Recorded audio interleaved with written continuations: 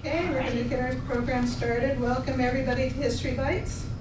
And we're really lucky this session to have our speaker with us. And we're going to be looking at protesting with Rosa Parks. So John Bollard, our speaker, is telling the story of more than 95 black travelers who refused to give up their rights on stagecoaches, steamboats, streetcars, all the way through to a shoe shine stand. And as we learn the names and explore the prejudice and indignities of palpable danger that black passengers encountered every day, it becomes clear that resistance to racism in transportation has a deeper history and a greater importance than we all have been taught. So as far as I read from your bio, you have a very interesting bio that precedes this project. You have your Welsh studies in England, a lexicographer for 35 years, and local. He's been a professor of English and comparative literature at Amherst College, UMass, and Smith College. So, not at Amherst College. Not at Amherst College, okay. All the others. All the others. So you're familiar with our colleges here. Yeah. That's welcome. Well, please welcome Dr. Bollard. Welcome to us all for being here. Yes. Yeah. And I want to thank you very much. I want to thank George and Cindy Naughton for thinking of me and suggesting that I come out here to talk. Especially, I think, because the struggle for equal rights in this country has always been a matter of concern in the town of Amherst, since it was a town of Amherst, probably, and certainly in the last century or two. And I think it's events like this, just people getting together to hear things and learn things and talk about things, that are just as important as our institutions, all our colleges and courts, other public institutions. I like to think that one of the most important things we can do is learn our history, teach our history, and live by the principles that we believe in. And especially in times like these when significant portions of our history are at danger of being, if not lost, hidden away. In the context of what I want to talk about today and the contents of my book, it's history that we never were taught. I wasn't, anyway. There are bits and pieces of it that we were taught. I spent a few years as the managing editor of the African American National Biography Project at Harvard, at the W.B. Du Bois Institute, where I hired a team of editors and we commissioned people to write short encyclopedic biographies of about 4,000 African Americans of note for one reason or another. And in the course of doing that work, that was finally published as an 8-volume encyclopedia. It's now expanded to 12, I think. In the course of doing that work, I was interested in it, in coming across people now and then who, we all have heard of Rosa Parks. I kept coming across people who suffered that same mistreatment, the same indignity, the same cruelty of being forced out of their rights and their dignity and their seats while they're trying to travel. That stayed in my head after I finished that work and did some other things for a couple of years. I started thinking about it and started researching and finding more people. Finally, I had a list of about 20 people over the 19th and 20th century who had been denied a seat or been kicked out of their seat in one form of transportation or another. And I thought, okay, well, people don't know about this. I think I'll write a book. I thought I'd write a book about 20 incidents that had happened, 20 people who had been denied the right to travel. So I started working on it and couldn't stop. Until I got pretty close to 100. And by that time I found a publisher. And they said, well, you've got to stop at 50,000 words. That's our limit. You got to stop. So I said, but I didn't write about this case. This is really important in relation to that. They said, okay. And then they sent it out to reviewers, and the reviewers said, oh, you didn't mention this latest development here. And finally they said, well, you have to stop at 60,000 words. And I almost did. So it turned out to be a fatter book than I had imagined, but also a much more interesting book than I had imagined. And also a book that was much closer to home than I ever expected it to be. So let me back up a little bit, and we'll start with as I was working on it. I started working on this in about 2010, I think, about 15 years ago. It took me 12 or 13 years to write it. As I traveled around the country every now and again, I didn't do it a lot, but when I did, I tried to get in conversation with people. And I'd ask two questions. I said, have you heard of Rosa Parks? Or quite often I say, you've heard of her. You know who Rosa Parks is or something. 100% of people I asked, 100%, said yes, without having to explain everything they knew about Rosa Parks. I just wanted to know if they knew that. And my second question was, can you name anyone else who did what she's most famous for doing, which is refusing to give up her place? And no one, except one person, finally, after I gave a talk in Holyoke about 10 years ago. And after the talk, a 10-year-old girl came running up to me and she said, is Claudette Colvin in your book? I said, yes, she is. You're the only person who's ever asked anything. And all this time, she was the only person who came up with a name. She came up with it. I didn't ask her for it. She came up with it. She had played Claudette Colvin in a school play. It was wonderful. I think I got to figure out a way to test this. Maybe go into a couple of high school, college classrooms or something, and ask. I think younger people are becoming a little bit more aware of some of the history that we weren't taught. I say we because we're all older than they are. Anyway.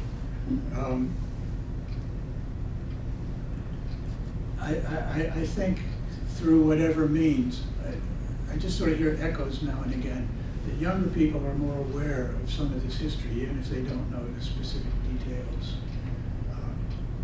There are a number, for instance, who have heard of Claudette Colvin. Anybody here?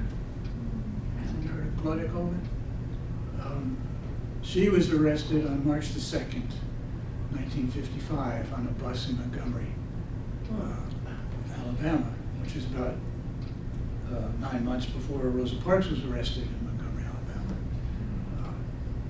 And there was thought of making Claudette Colvin's case a test case for the NAACP to take it to court, to federal courts.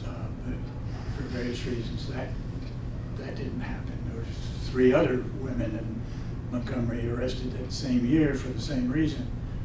Those cases didn't rise to the requirements they would need to get a successful prosecution until the arrest of Rosa Parks. And we all, I don't know about us all, but a lot of us grew up with only a vague notion of what happened to Rosa Parks and what Rosa Parks did. It's not simply that she was a tired, very nice little old lady after a hard day's work who just couldn't get up out of her seat and refused. I think that was sort of the myth that I grew up with, partly. And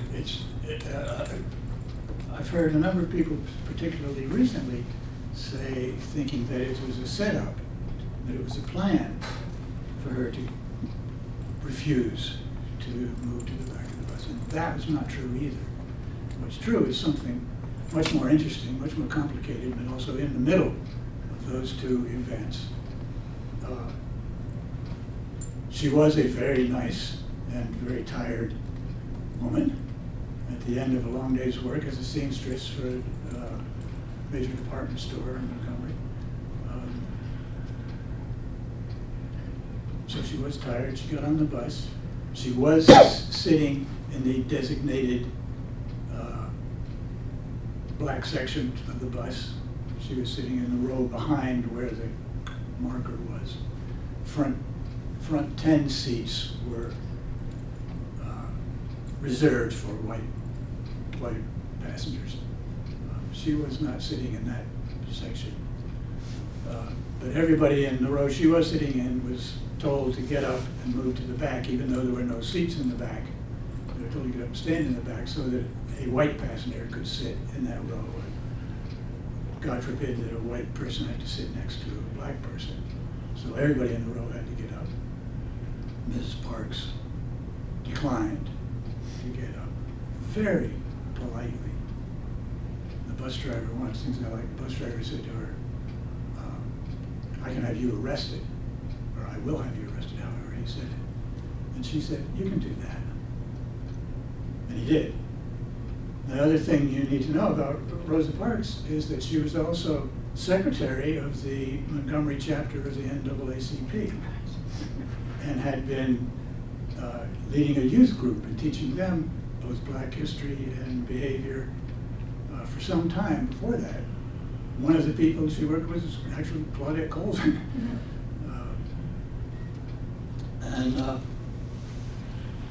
So she knew the situation. It was nonetheless extraordinarily brave of her to do. It's a frightening thing to do. One thing I've learned, just sort of thinking about it and talking about it since this book has been published, I've just sort of been realizing how brave you had to be certainly throughout the 20th century and a good chunk of the 19th century too, just to say no. I'm not getting up. Because everyone on that bus, whatever bus it was, everyone would instantly know that this is a life or death situation. Things could go really bad very quickly, and they often did. So as mild and polite and wonderful as Rosa Parks always was, she was made of stern stuff to be able to do it. And she herself, will admit that she did admit that she was terribly frightened. What happens to a black woman when she gets taken out of sight, gets put in a jail? So give her more respect than we even ever thought to. And all the other people that I want to talk about. One of the things I discovered is that the first person, it was the very first case I've been able to find at all of someone who protested being denied a place occurred in 1832 in New Bedford, Massachusetts. A man named Emiliano Mundrucu was an immigrant from Brazil. He was very resonant that he was an immigrant who came here seeking asylum. And this is the early case we can find. He moved to Boston. He married a woman in Boston. He had a used clothing store. His wife was ill. Her doctor said she should go to Nantucket, spend some time there, I guess, get the fresh sea air and the healing waters of Nantucket, whatever it is. So it sounds like a good place to go if you're not feeling well. I don't know what her illness was. But they traveled down, and the captain of the Telegraph, a very new steamboat, which is this boat right here, in Nantucket. He refused. They bought. Her husband bought first-class cabin tickets for himself, his wife, and their infant daughter. And he also bought passage for his horse and cabriolet. That was another $3, I think, which is a sizable chunk of money in 1832. $4 for the family. Doesn't sound like much, does it? I think it translates to like $179. They refused to let his wife go into a cabin. Black people were required to stay out on the foredeck, which is always wet, always cold, always uncomfortable. And Mundrucu finally took his family off the boat and said,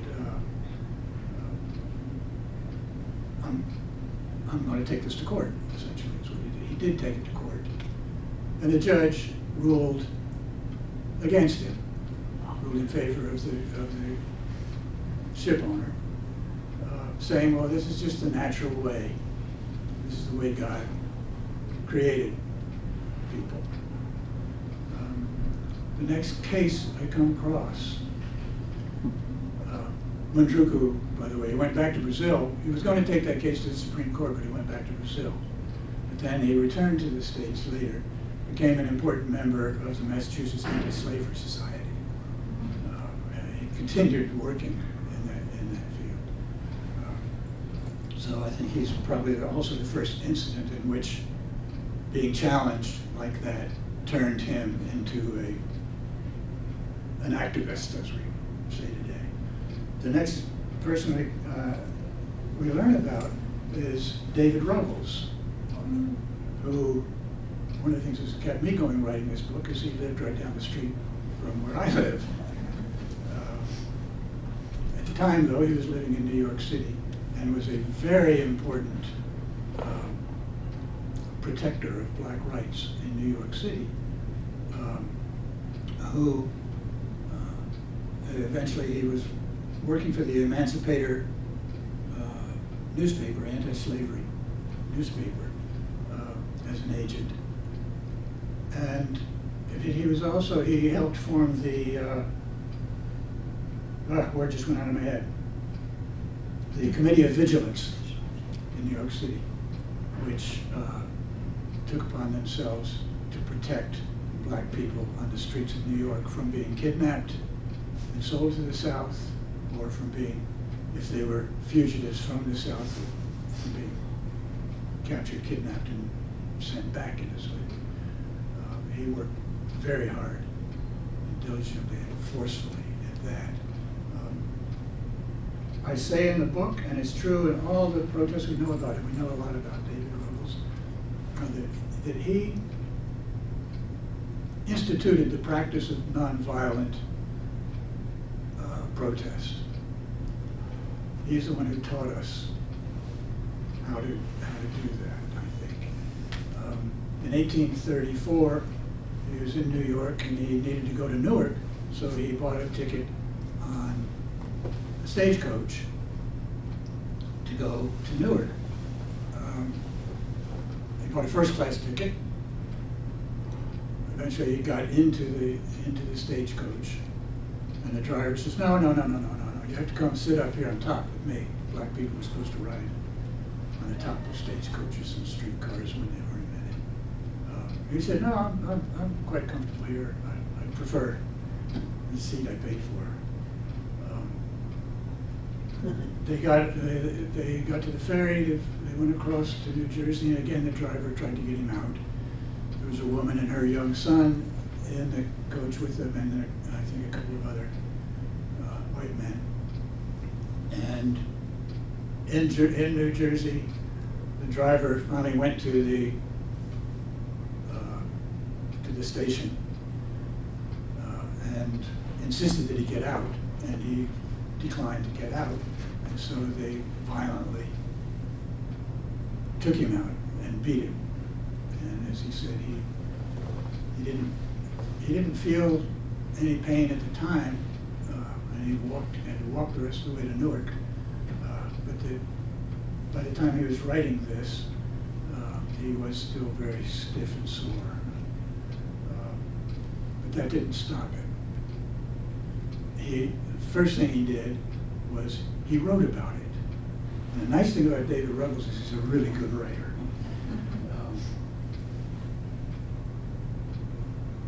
That's him in the middle with Barney Corse and what's his name, David Hopper, two white abolitionists.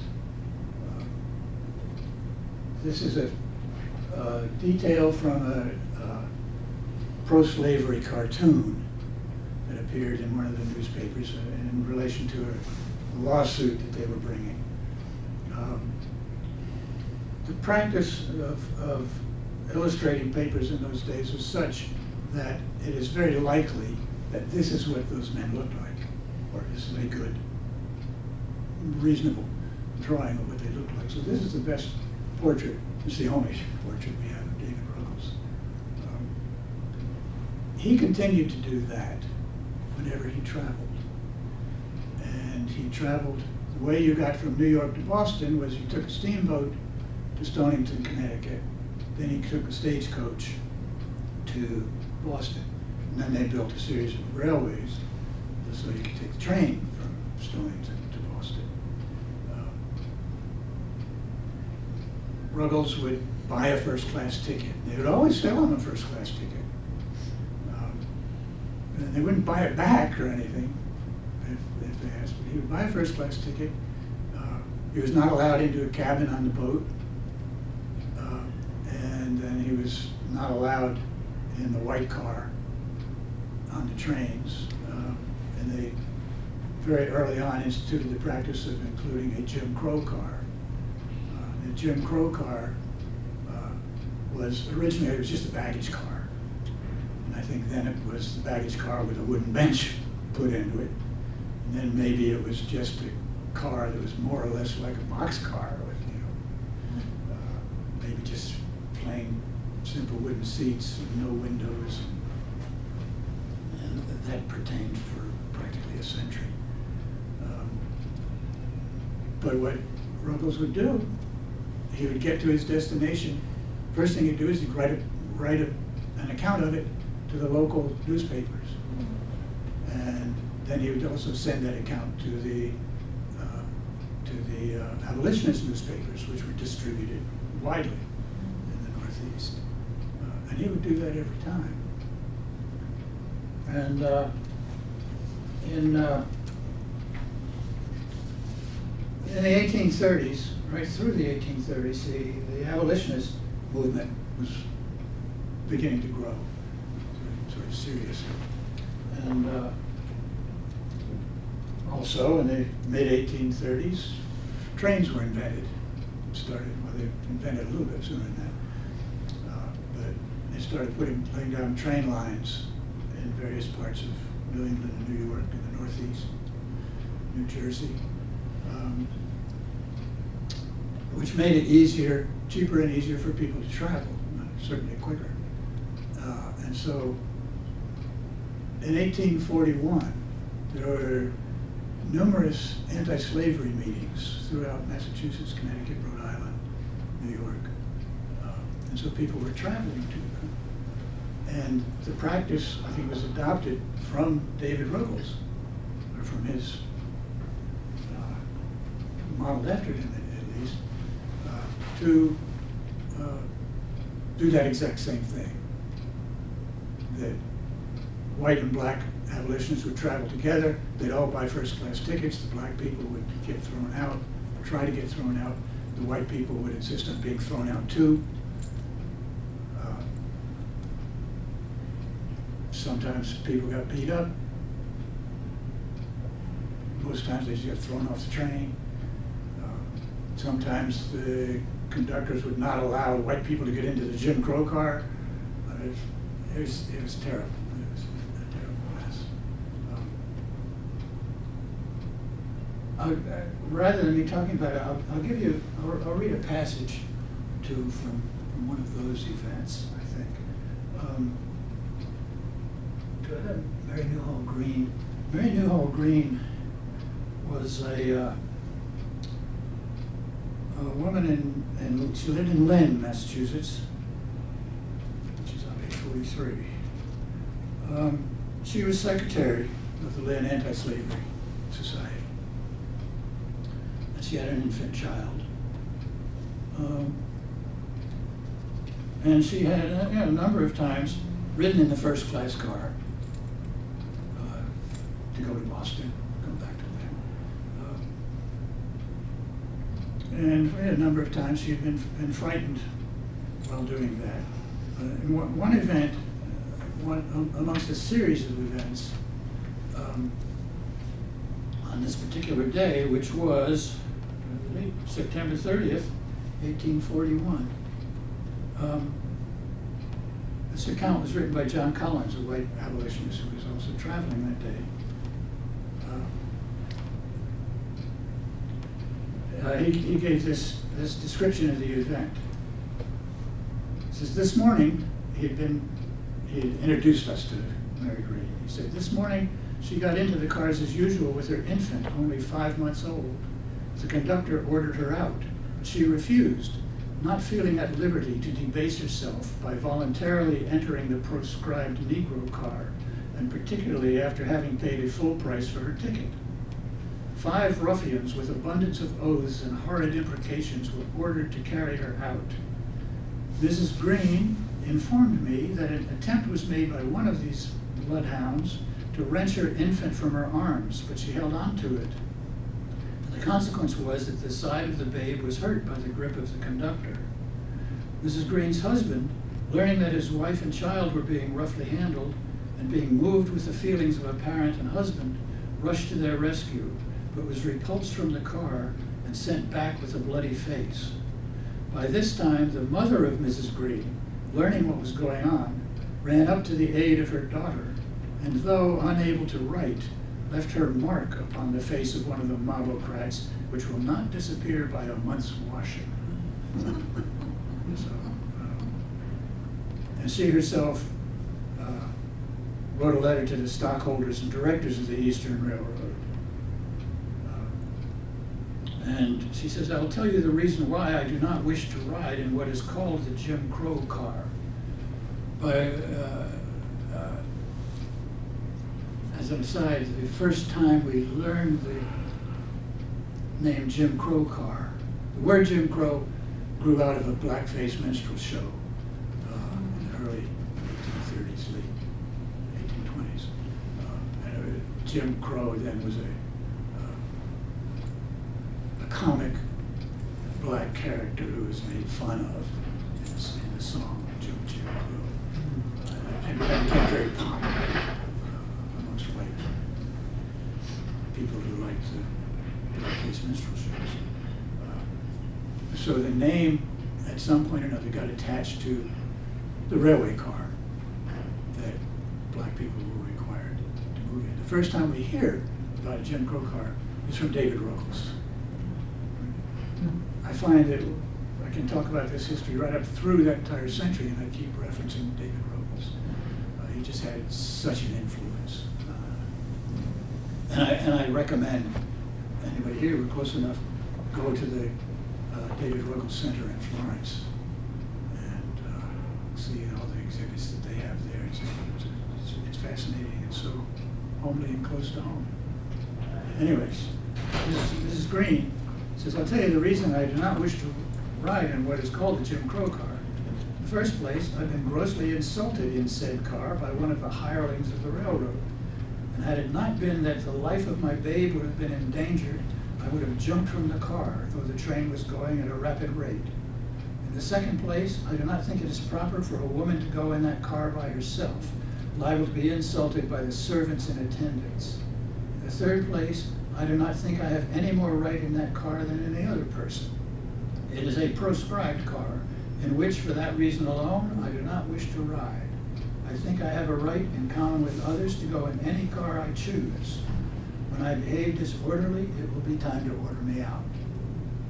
So, don't get in the way of Mary Newhall Green either. But that just gives us a flavor of how people were responding.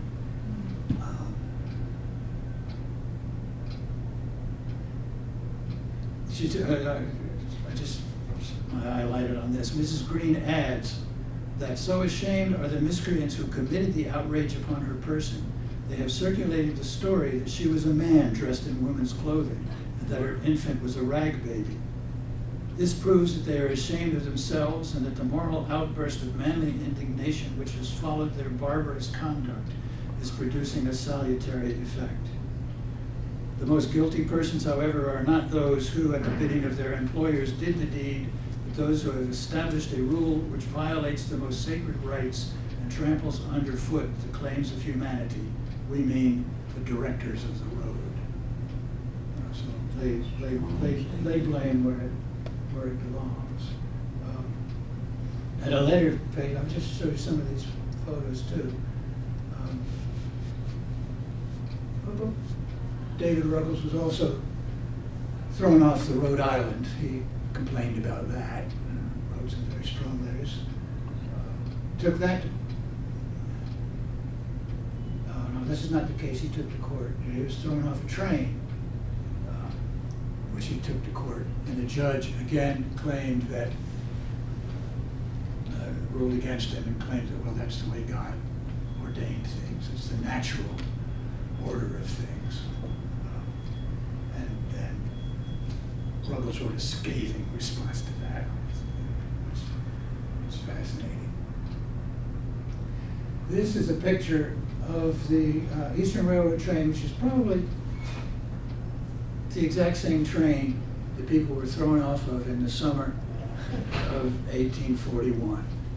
It's not the one that Mary Green was thrown off of, because this particular engine, anyway, wasn't, because I think it crashed in August of that year, and she was thrown off in September, so they had a new engine. But this is the train that a number of other people, the first person in that summer of 1841, in spring, in May, a man named Thomas Jennings was a black dentist in Boston, who my daughter discovered as she was doing some research for me, has now become the first person we know of to attend Harvard, to register as a student in Harvard Medical School. She found his name in a list of students in 1840. He became a dentist. But he also became an ardent abolitionist and a key member of the Anti-Slavery Society. He was thrown off the train, off this train, in 1841 and wrote about it. And that began a summer in which a number of people were thrown off the train on the Eastern Railroad and other Massachusetts railroads as they're trying to get to abolitionist meetings. David Ruggles was thrown off the train, I think, 2 or 3 times that summer. And another man whom you know of was thrown off, and writes about it later in his career. A man who had fled from slavery in Maryland made his way to New York. Landed in New York, didn't know what to do, a young man. And somebody found him hiding amongst the wharves in New York and said, "You're not safe here, go see David Ruggles." So he went to David Ruggles' house, number 1 Lispenard Street. Ruggles took him in, kept him there for a couple of weeks, instructed him in how to behave, how to be inconspicuous, I think. They also sent to Maryland for his, let's call her his fiancée to come up. She was a free black woman. She came up. And they were married in David Ruggles' apartment. And his name was Frederick. And David Ruggles said, "Well, you've got experience in shipbuilding, you should go to New Bedford." Sent him to New Bedford. He went to New Bedford. He changed his name to Frederick Johnson. But he was staying with a man named Nathan Johnson. He said, "Well, maybe, there's a lot of people named Johnson. Maybe Johnson's not the best name." So he changed his name to Frederick Douglass. Oh my gosh. And became the most famous black man of the 19th century. And certainly became the most photographed man in the 19th century. Do I have his? Yeah, he was Douglas. I don't think I have his. Yeah, I do. The newly discovered photograph found in the Onondaga Museum in Syracuse, New York, a daguerreotype. It was taken about 1850. It's the finest quality photograph in existence. Really? If you blow it up, you can see the hairs of his shaven beard.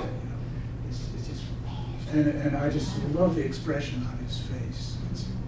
He knew how to play to the camera, but he also is a serious young man. He was arrested that summer of 1841 a couple of times. And there is a description, I'll read it here too. I don't know what page it's on now, it's not there. Frederick Douglass in a Jim Crow car. I like to read this because it describes the Jim Crow car. He was traveling with a white abolitionist to abolitionist meeting in Rhode Island, and his companion, George Foster, wrote this. On Saturday afternoon last, amidst a most furious snowstorm, this was December 20th, he wrote this, we were traveling on the 18th. On Saturday afternoon last, amidst a most furious snowstorm, Frederick Douglass and myself took passage in the cars of the Stonington and Providence Railroad Company for Westerly, 24 miles distant. Several spare cars were on the train, which would have accommodated more than 100 passengers, but not more than 10 or 12 were on board. I entered a long car. The long car was the name for the regular first class white car. There's lots of different names for these cars. I entered a long car, and Frederick followed immediately after. But before he had entered the door, the conductor seized hold of his coat and ordered him into the Jim Crow car. I, of course, followed and took place with Frederick in the cage, in which we found several shovels and other implements used in breaking paths. The seats were covered with snow. One door was fastened open to let out the cold and produce a free circulation of air. All the light admitted through glass was one pane 7 by 9. To render our situation more agreeable, after a few miles, 4 smokers came in. 3 had their mouths stopped with cigars. The other had a pipe, or rather an apology for one, which, to say the least, ought to be burnt out. We felt inclined to open the shutters and suffer from the cold and snow, rather than endure this stifling smoke. If this does not already appear a serious matter, the sequel will prove it to be so. Frederick did not sit down, but stood, stamping his feet. He contracted a severe cold, in consequence of which he has been scarcely able to leave the house for 2 or 3 days, and from which he may never fully recover.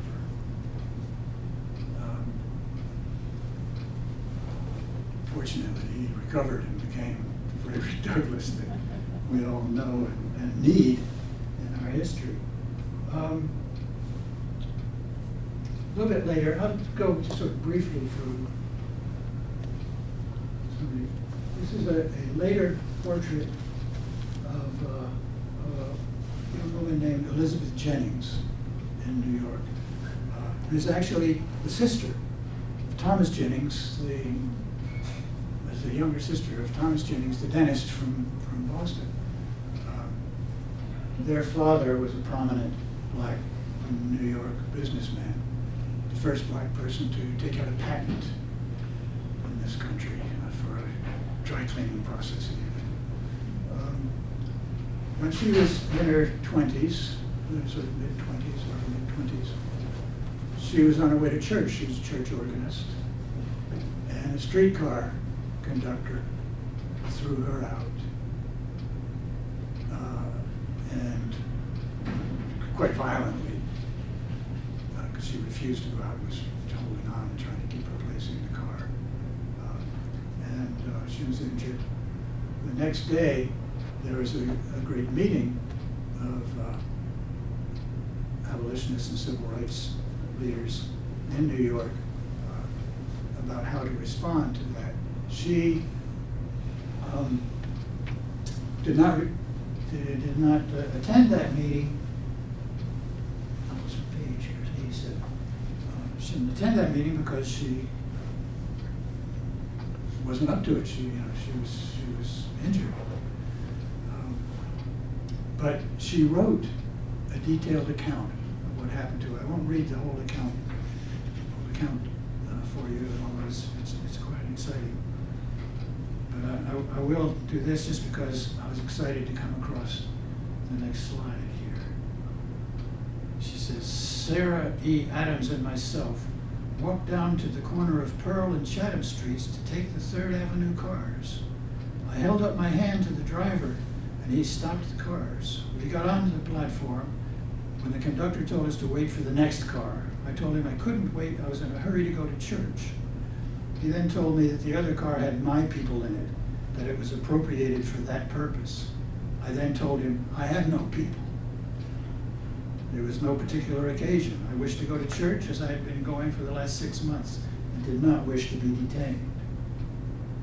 And I came across this print, which is the corner of Pearl and Chatham Street, about 6 years later. But I love it. There's a woman signaling for the horse-drawn streetcar to stop. It could just as well be a photograph of Elizabeth Jennings saying, it has to be what that street corner looked like when she was stopped. Is this New York City? It's New York City, yeah. Down way downtown.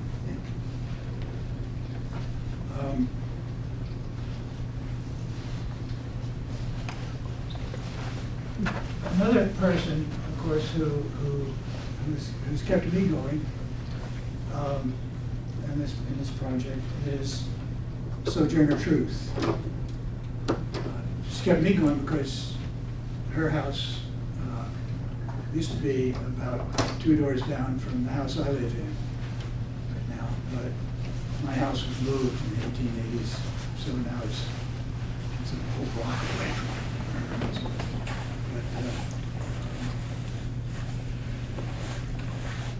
But there she is. Sojourner Truth, she is known for her abolitionist work, for her work on behalf of women of both races, but particularly black women, making sure that they got recognized in the women's movement in the later 19th century. She's also the first black woman to win a suit in a court of law. when her youngest son was illegally sold outside of the area within which it was legal to sell him.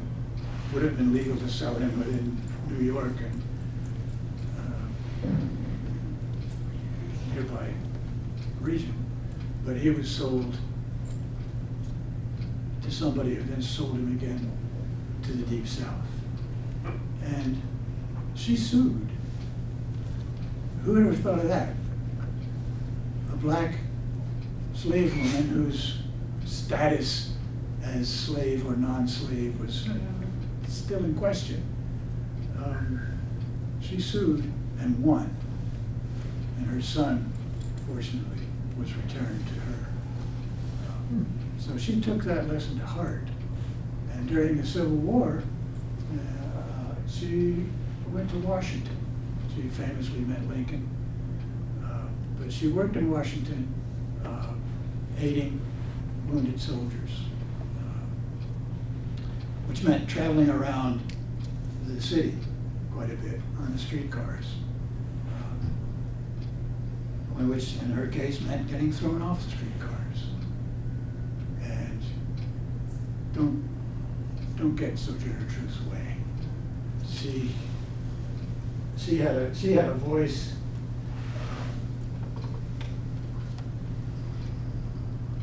and a style of speaking that I would love to have been able to hear her.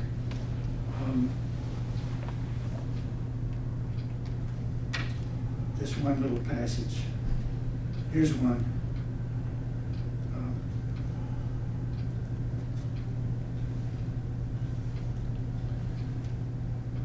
Taken from her the appendix to her own narrative, her own slave narrative. On one occasion, after her signal to stop was ignored by a streetcar and then by a second one, Truth gave out, quote, 3 tremendous yelps. I want to ride! I want to ride! I want to ride! Consternation seized the passing crowd. People, carriages, go-karts of every description stood still. The car was effectually blocked up, and before it could move on, Sojourner had jumped aboard. Then there rose a great shout from the crowd. Ha ha ha ha, she has beaten him, etc. The angry conductor told her to go forward where the horses were, where he would put her out. Quietly seating herself, she informed him that she was a passenger. Go forward where the horses are, or I will throw you out. Black people were required to stand on the platform of streetcars right behind the horses, out in the snow and rain and weather, of course. Go forward where the horses were, or he would put her out. Quietly seating herself, she informed him that she was a passenger. Go forward where the horses are, or I will throw you out, he said in a menacing voice. She told him that she was neither a Marylander nor a Virginian to fear his threats, but was from the Empire State of New York and knew the laws as well as he did. Several soldiers were in the car, and when other passengers came in, they related the circumstances and said, "You ought to have heard that old woman talk to the conductor." Sojourner rode further than she needed to go, for a ride was so rare a privilege that she determined to make the most of it. She left the car feeling very happy and said, "Bless God, I've had a ride." She was a person to know. Just know it. And at another point, she was thrown off a car and her shoulder was dislocated. And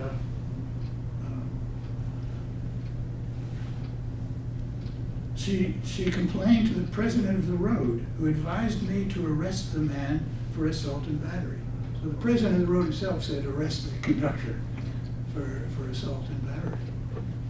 She took his advice, and he was convicted, lost his job. And the case, she says, created a great sensation. And she takes delight in her significant role in bringing about the integration of the Washington cars. Quote, "It caused a great sensation, and before the trial was ended, the inside of the cars looked like pepper and salt. A little circumstance will show how great a change a few weeks had produced. a lady saw some colored women looking wistfully toward a car. When the conductor, halting, said, "Walk in, ladies." Now they who had so lately cursed me for wanting to ride could stop for black as well as white, and could even condescend to say, "Walk in, ladies." She recognized that her case had changed the law in Washington, D.C. anyway. Changing the law in various places didn't necessarily change the way people behave. Which is why my book got so fat. The latter part of the 19th century, a lot of cases that were challenged focused on what's called the ladies' car. That became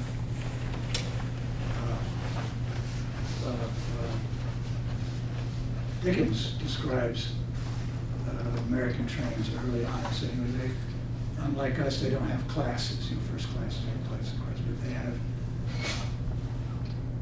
a car that's called the ladies' car, which is suitable for ladies to ride in and also their male companions. And he also points out that other males ride in there anyway. And then there's the smoking car, in which everybody smokes. And then there's the, I think he calls it the Negro car in his description. In the latter part of the 19th century, a number of court cases were raised about the issue of black people black women riding in the ladies' car rather than in the Jim Crow car, which was quite often as well the smoking car and the drinking car and the gambling car and the be rude to women car, you might say, I guess. But a number of these cases are fascinating in that in one case, I think it's the case of Jane Brown around 1880. Do I have her date here? Yeah. It was determined that, the judge determined that race had nothing to do with it. That she had to be tried as if, not as if she were white, but in the same status as if she were white. You cannot bring her race into challenging her right to ride in this car. And what happened is what happens in various other cases too. They challenged her on her character. So they started to imply that, well, she is not a savory woman, she has a reputation. We don't know what Jane Brown was actually like. What she did, and I don't care. But it was a very fascinating case in which she won. And the jury awarded her $3,000 in 1880, which would have been about, did I write it down someplace maybe? I don't know, it would have been a lot, $80,000, $90,000, maybe more, I don't know. Today. That was one trend that was used against women. It's just to challenge their character. Another woman, Liza Houck, very light complexioned woman, lived in Texas. She had a child who was off at the child's grandmother's in Beaumont. And when she got the message that the child was ill, so she needed to travel from Victoria, I think she lived in, to Beaumont, so she got on the train, tried to get on the train. She was not allowed into the ladies' car. The brakeman went into the ladies' car, pushed her out, went into the car, closed the door, locked it, and made fun of her, waving his keys through the window of the door. When they stopped the next time, she rode on the platform. At the next stop, she went around to the other end of the car, tried to get in that way, and they stopped her that way. The conductor tried to get her to go into the Jim Crow car, but that was full of people who were smoking and drinking, and she was scared to go in there, and she was pregnant. And she rode on the platform all the way to where she had to get to the next train, I think. And it was rainy, and she became ill and suffered a miscarriage and took that case to court. And she won that case. She got a pretty good settlement from the jury, but it was cut back somewhat by the judge. He did allow her damages, but refused to accept that they had proved that the miscarriage was the result of her mistreatment, because he said that, well, she could have gone into this other car and gotten out of the rain or something. Those cases, a sort of series of cases, came right before the famous case of Homer Plessy, which was a test case that was run in New Orleans, in Plessy versus Ferguson. That's the case that eventually established the principle of separate but equal that we suffered through much of the 20th century.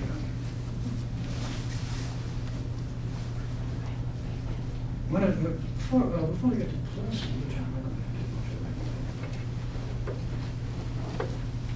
this is a train. This would be typical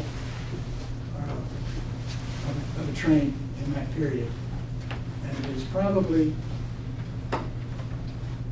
an illustration of the train that Plessy himself was arrested on. And you'll see there's the engine, there's the baggage car, which is probably the Jim Crow car as well, and then the passenger cars. It was an excursion train to a holiday place to get out of the heat of New Orleans. But many of the trains were typically like that. But I gotta mention Ida B. Wells. Do people grow up ever hearing about Ida B. Wells anymore? I don't know. They should. Well, a couple of years ago, I noticed all of a sudden in Florence, outside the post office, the newspaper stand, the newspaper, what do you call it, thing? They get newspapers out of. Box. Yeah. Big words. They get put on me. All of a sudden, on the side of the newspaper box in Florence, there was a painting of Ida Wells. I thought, wow, on that corner over there, we've got Sojourner Truth on the electrical box, and on the newspaper box, we've got Ida B. Wells. It's got to be a good town to live in. Ida Wells Barnett, she came after she got married. When she was young, teenager, her parents died of yellow fever. And she had 5 younger siblings. The plan was to break up the family. One of her siblings was disabled. 2 of them would go to this family, and one was over here, and the disabled girl would go into an institution. And I just said, no, I won't have that. I will take care of them all. She was, 16, 17 at the time. So she took a job as a school teacher. She was in Memphis. And she had to take a train to get to school. So she got challenged on the train and thrown off. She bought a first class ticket. The conductor threw her off. She actually kept the ticket and produced it at her trial with the number on it. She had paid 10 cents for it or something, but they were, the company, of course, companies will always spend much more money than it would have cost them in the first place.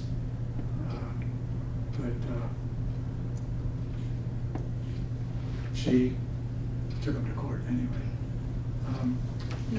And what happened? I think maybe we're gonna have to close it at this point. Do you wanna just wrap up? I want to for a little finish up bit? with Ida Welch. That's because great. This is a great That's place. terrific. It'd be a great place to stop. Not to mention the fact that the 20th century is also interesting. But I always like to mention this. 65. I lose track of time. Just get me started. I'll talk about this stuff all day, all night, and all the way to next Tuesday. She won her case, and it went to the Tennessee Supreme Court. And the Tennessee Supreme Court reversed the decision. And this is what she wrote in her diary that day, or after she heard the decision. And it's a wonderful passage. She says, "The Supreme Court reversed the decision of the lower court in my behalf last week. I went to see Judge G this afternoon, and he tells me 4 of them cast their personal prejudice in the scale of justice and decided in the face of all the evidence to the contrary that the smoking car was a first-class coach for colored people, as provided for by that statute that calls for separate coaches but first class for the races. I felt so disappointed because I had hoped such great things from my suit, for my people generally. I have firmly believed all along that the law was on our side and would, when we appealed to it, give us justice. I feel shorn of that belief and utterly discouraged. And just now, if it were possible, would gather my race in my arms and fly far away with them. Oh God, is there no rest, no peace, no justice in this land for us? Thou hast always fought the battles of the weak and oppressed. Come to my aid at this moment and teach me what to do, for I am sorely disappointed. Show us the way, even as thou led the children of Israel out of bondage into the promised land." That's incredible statement. What did she do? She became Ida B. Wells. She became our first investigative reporter, and her works on lynching are still important books to consult. Thank you so much for bringing all these stories. It's fascinating. I can see why you got your book became larger and larger with all of these stories. It's Yeah. really fascinating. Yeah.